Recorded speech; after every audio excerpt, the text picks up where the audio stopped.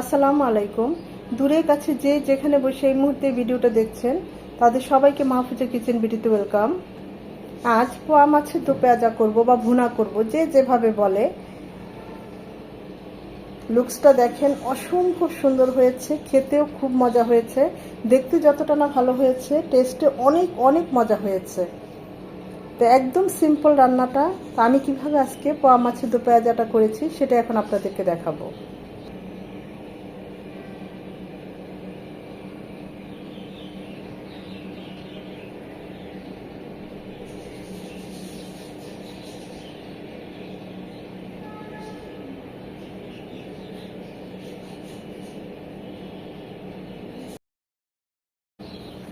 পোয়া মাছ, আমরা তো এটাকে পোয়া মাছই বলি। কেটে ছেটে পরিষ্কার করে নিয়েছি ছোট ছোট পোয়া। আমি মাঝখানে একটা টুকরা করে নেব। এখন এই পোয়া মাছে সামান্য একটু হলুদ গুঁড়ো, সামান্য একটু লবণ, আর এক পিস লেবুর রস। হাতের কাছে লেবু থাকলে অবশ্যই দিবেন, স্কিপ করবেন না, যেহেতু চাষের মাছ, পোয়া মাছ। এতে কিন্তু একটা আষ্টে ফ্লেভার থাকে, মানে গন্ধ থাকে একটা আষ্টে। লেবুটা দিলে গন্ধটা কিছুটা হলেও কমে আর টেস্টও বাড়ে। আমি এই লেবু দিয়ে, এক পিস লেবু দিয়ে আবার ধুয়েও নিয়েছি।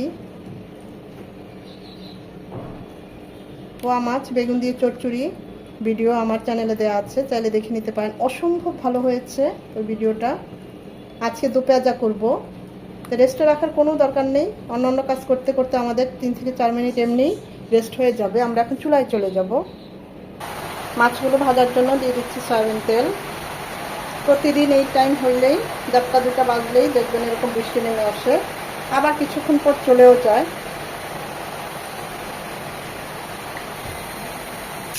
যে কোনো মাছ রান্নার জন্য যদি আমরা ভেজে নেই, একদম হালকা করে ভেজে নেব। 1 মিনিট জাস্ট 2 মিনিট এপিট উপিট ভেজে নেব। ওই পাশটা 1 মিনিট ভেজে নেব।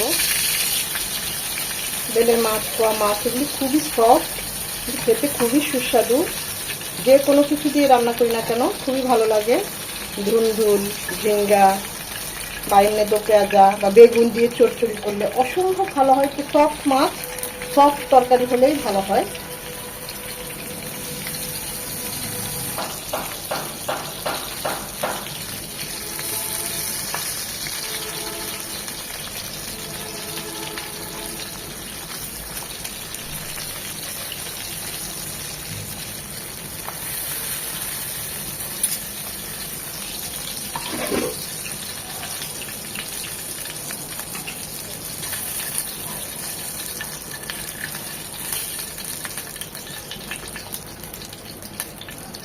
মাছ ভেজে যে তেলটা ছিল, আমি সে তেলটাও দিয়ে দিচ্ছি।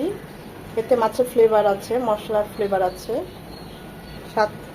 সাথে আরও এক্সট্রা 1 চামচ সয়াবিন তেল দিয়ে দিচ্ছি। যেহেতু দু পেঁয়াজা, তাই পেঁয়াজটা একটু বেশি যাবে। আমি 1/2 কাপ পেঁয়াজ কুচি দিলাম। আর খুব বেশি দেওয়া যাবে না, তাহলে বললে মিষ্টি মিষ্টি লাগবে। পেঁয়াজটা যখন এরকম নরম হয়ে আসবে, একদম লাল লাল হওয়ার কোনো দরকার নেই। এই পর্যায়ে উঁচু করে 1 চামচ আদা রসুনের পেস্ট, 1/2 চামচ আদা, 1/2 চামচ রসুন, এটাকে 1 মিনিট ভেজে নেব, যেন আদার ভাজালো গন্ধটা চলে যায়। আদা রসুনটাকে 1 মিনিট ভেজে নেওয়ার পর এখানে 1 চামচ হলুদ গুঁড়ো, 1/2 চামচ মরিচ গুঁড়ো আর 1/2 চামচ ভাজা জিরে গুঁড়ো আছে। এটাকে খুব গরম পানি দিয়ে গুলিয়ে দেব। গুঁড়ো মশলা পানি দিয়ে গুলিয়ে দিলে বাটা মশলার ফ্লেভার টেস্ট দুটোই আসে, আবার মশলাগুলো পুড়ে যায় না। এখন মশলাগুলো খুব ভালোভাবে কষিয়ে নিতে হবে। মশলা যত ভালো কষানো হবে, রান্নার টেস্ট তত ভালো আসবে। এক্ষেত্রে কোনো স্যাক্রিফাইস করা চলবে না, খুব ভালোভাবে মশলা কষিয়ে নিতে হবে। মশলা কষানো হয়ে গেলে এর মধ্যে মাছগুলো দিয়ে দিব।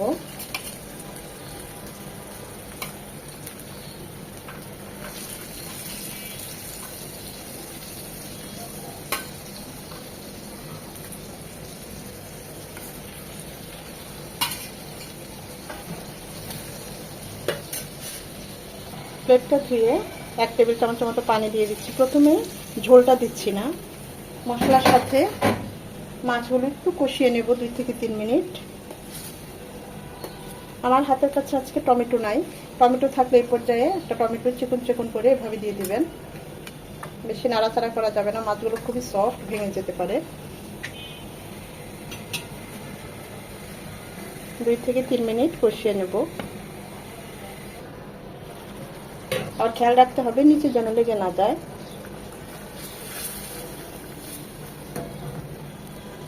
যখন এরকম গা মাখা মাখা হয়ে যাবে এই পর্যায়ে দিয়ে দিব আমি 1/2 কাপ ফুটানো পানি দিচ্ছি। যেহেতু ভুনা ভুনা করবো, মানে দো পেঁয়াজা রাখবো, তাই ঝোল ঝোল রাখবো না, তাই ওই অনুযায়ী পানি দিলাম। আপনারা চাইলে পানি একটু ঝোল ঝোল রাখতে চাইলে আরেকটু বাড়িয়ে দিবেন বা আরেকটু কমিয়েও দিতে পারেন।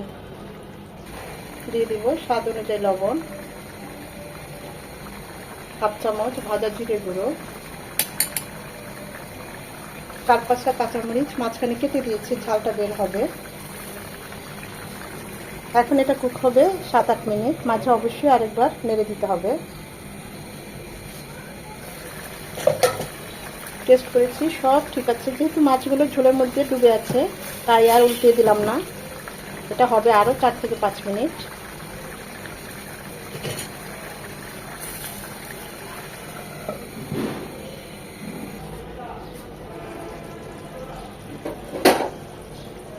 মাশাআল্লাহ, দেখুন লুকসটা কত সুন্দর এসেছে। টেস্ট করেছি, সব ঠিক আছে, অসম্ভব মজা হয়েছে। খুবই সিম্পল রান্না, সবাই তো দো পেঁয়াজা করে থাকেন, সবারটাই খুব ভালো হয়। আমি আমার মতো করে করেছি আর সেটাই এখন আপনাদের সাথে শেয়ার করলাম। সত্যি বলছি খুবই ভালো হয়েছে। তো আমি তো এই মাখো মাখোটাই রাখবো, আপনারা চাইলে আরেকটু টানিয়ে নিতে পারেন। আমি দিয়ে দিচ্ছি ধনেপাতা কুচি।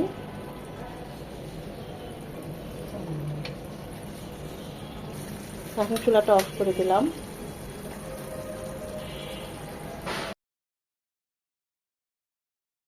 আমাদের দো পেঁয়াজার কালার, গ্রেভিটা দেখুন, অসম্ভব ছাড়া দো পেঁয়াজা তো ভাবাই যায় না।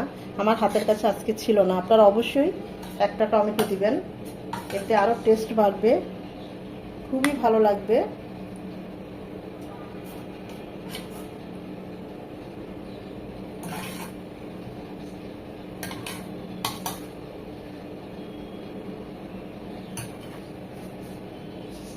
রান্না খুবই সিম্পল কিন্তু খেতে অসাধারণ হয়েছে।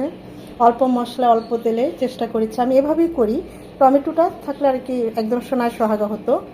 তো যাই হোক, এছাড়াও টেস্টের ক্ষেত্রে কিন্তু কোনো হেরফের হয়নি, অসম্ভব ভালো হয়েছে। একটু হালকা ঝাল ঝাল হয়েছে, খুবই মজা হয়েছে। দেখতেই পাচ্ছেন এই লুকসটা। পোয়া মাছ তো আমরা অনেকভাবেই খেয়ে থাকি, এভাবে দো পেঁয়াজা করলে একবার হলেও আমার এই রেসিপিটা ফলো করবেন। যারা একদম নতুন তাদের কাছে রিকোয়েস্ট থাকবে এভাবে ট্রাই করে আমাকে কমেন্ট করে খেয়ে জানাবেন যে কেমন হয়েছে। আশা করি ভিডিওটা ভালো লেগেছে। যদি ভালো লেগে থাকে অবশ্যই একটা লাইক দিবেন, কারণ আপনাদের এই একটা লাইক পরবর্তী ভিডিও করতে আমাকে উৎসাহিত করে, সাহায্য করে। সময় নিয়ে যারা এতক্ষণ ভিডিওটা দেখেছেন তাদের সবাইকে অসংখ্য ধন্যবাদ।